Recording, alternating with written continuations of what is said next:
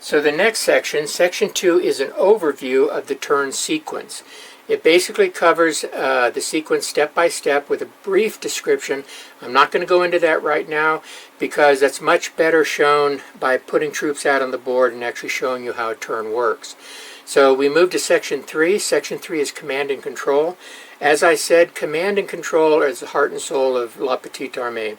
I wanted to have a set of rules where you did not have absolute control over your units. Real commanders just didn't have that. So there are a number of different sections that cover limitations to what the general can do. There are command radiuses, there are limited numbers of lieutenants who command groups of units. There are a lot of different things. So first thing in the command and control, it gets into leaders, how they're generated, and command points, how command points are generated each turn. It talks about the quality of generals in that table, that first table that you see. And down below it talks about, there's another table which is the command assets, and that's how you generate lieutenants and command points. Lieutenants are generated at the beginning of the game, and they don't change throughout the game unless a lieutenant is killed. The command points are generated each turn, although command points that aren't used or lost, they can't be saved and moved over from turn to turn. It talks about things like imperial aides-de-camp that accompanied Napoleon, which are different than the aides-de-camp that are present in most armies. It talks about artillery lieutenants who are used to command grand batteries. French and Russians have them, so they don't have to attach one of their precious lieutenants to command a grand battery if they form one. But everybody else who forms a grand battery who can, which is the Austrians and the Prussians, they have to use one of their lieutenants for that. So it talks about that a little bit more. It also gets into an important concept which is called the LPA division. An LPA division is not a permanent formation. Lieutenants don't represent division and brigade commanders. They represent command assets. An army that has a better command structure, better training, more initiative, that sort of thing, they're going to get more lieutenants for their army than our armies that have poor command structures. So the number of lieutenants you have affects how many units you can control at one time and how you can coordinate those units. So LPA divisions are formed at the beginning of a turn with the lieutenant controlling a group of units, and then they move and fight as one. And I'll get into that a little bit later. The grand battery rules are also covered here. A grand battery is the equivalent of an artillery division. So it talks about how they're formed, when they're formed, and what their advantages and disadvantages are. Then you get into how artillery batteries operate. They can either be attached or independent. It talks about how they are attached and how they're controlled if they are independent. It talks about how you issue command points. Command points are used to rally and move troops, and it goes over how that's done.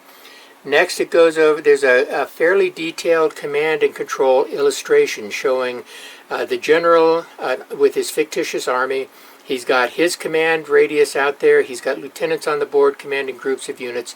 So that gives you a quick, detailed rundown of how the command system works, at least in terms of radius and how lieutenants control groups.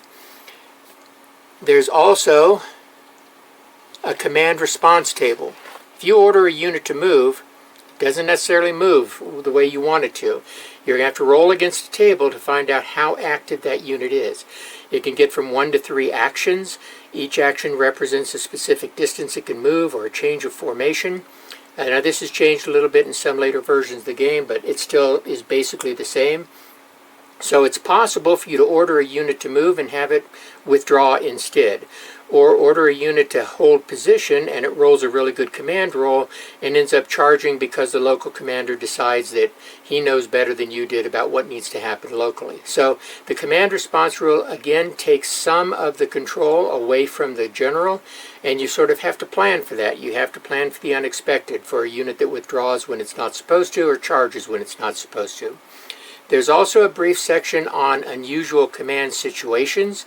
These cover things like cavalry corps, which, although they are called corps, they're relatively small because a corps will usually have 4 to 9 brigades of cavalry in it, but that only represents about, 5,000 to 7,000 men. So it doesn't generate, or it can't be on the board the same way that a infantry corps is. Generally, cavalry corps are attached to the army commander or to a corps commander.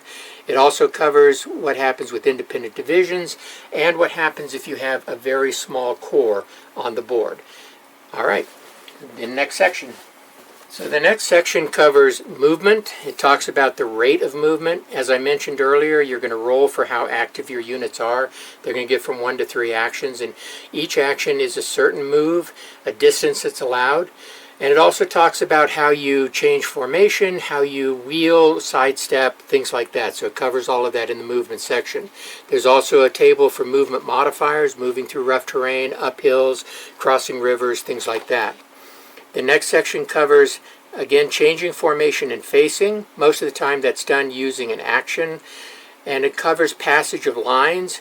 This is done in 2 sections. One, if you're just moving, which is fairly liberal. Because of the scale of the game, it's quite easy to pass formations through each other. But charging through another unit is a little bit different. At the very least, you're going to lose distance on your move. And in some cases, it's simply going to be prohibited. After that, there are a number of reaction moves that are allowed using command initiative.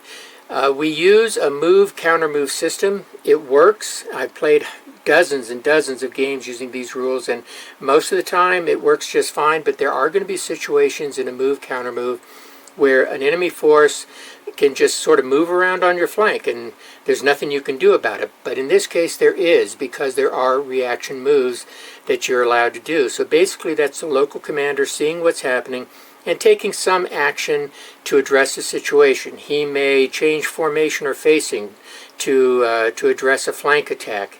If it's cavalry, he may go into square immediately. Or if it's skirmishers that are moving up to attack you and it's a bad position, you might charge to drive the skirmishers off. So there are a number of reaction moves that are available. And then the last thing it covers are some miscellaneous rules, including things like relief in place, moving through towns or garrisoning a town, things like that. So now we'll get into the next section. Okay, the next section covers morale. Morale is a fairly traditional system. Units are rated usually from a rating of 6 up to 9, and basically it's a roll of a die. If you roll that number or lower, your unit has good morale and it holds on. It first starts listing when you take a morale test, and that's going to be when you take casualties, when a unit in front of you or near you is destroyed or routs, when you're trying to rally a unit that's already suffered a morale loss, and the last one is going to be as to help resolve melee. Melees are always resolved using morale. The next section, and then there's a chart here, of course, that covers all the different modifiers. Most of the modifiers are fairly simple. Melee does have a lot of modifiers, but most of them don't get used. Usually it's 1 or 2 or 3 modifiers, and that's it. But it's a fairly simple process, and you'll be able to figure it out pretty quick. There's also some explanations of what the morale modifiers represent. Then you get into the results of a morale loss, what happens to the unit when it loses a morale. Generally there are 3 states for troops. They are either in green status, good status, which means they haven't suffered a morale loss. If they have suffered a morale loss, then they're going to be in yellow status or shaken.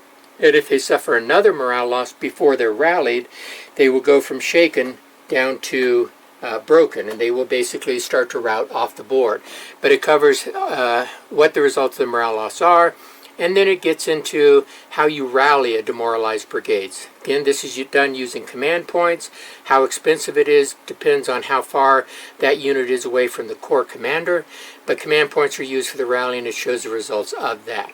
So next section we're going to get into is going to be fire combat.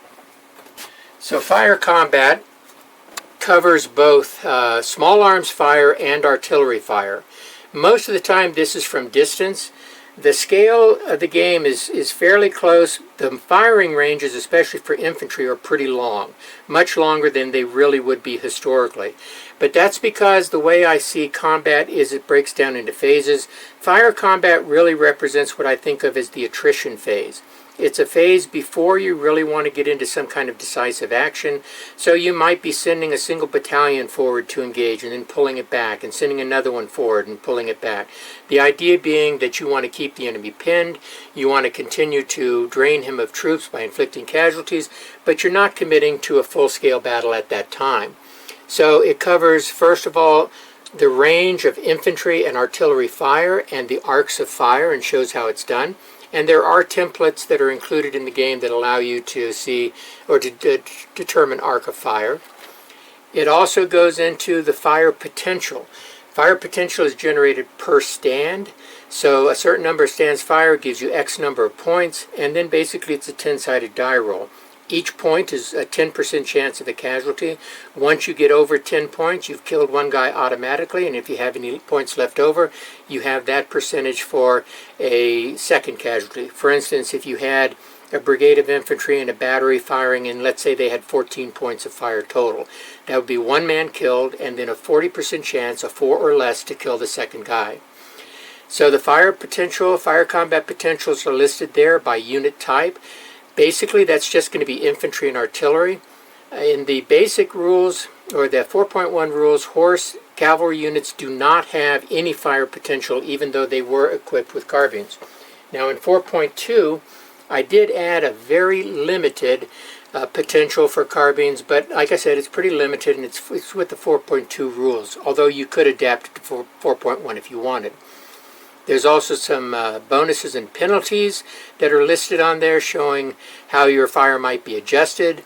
There's there's some restrictions on fire combat, and also some exceptions on how they're done.